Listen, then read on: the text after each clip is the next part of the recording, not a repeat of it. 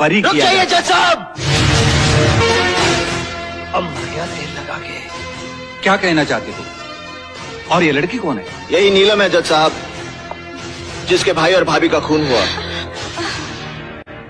Miss नीलम, आप इस कटघरे में आकर अपना बयान दीजिए।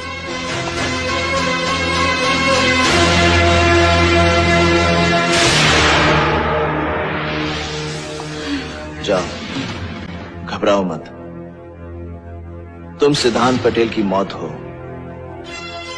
और मौत किसी के बाप से नहीं डरती।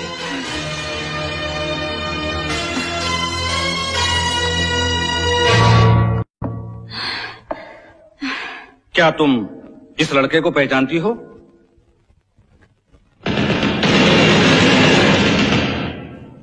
कोई अपनी तबाही का चेहरा कैसे भूल सकता है जज साहब? यही है वो खूंखार भेड़िया जिसने मेरे भैया और भाभी को मेरी आंखों के सामने गोलियों से छलनी कर दिया। यही है वो जालिम।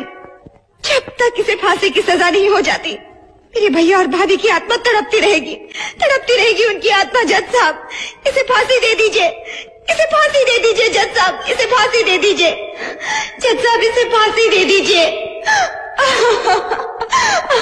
फांसी दे दीजिए इसे।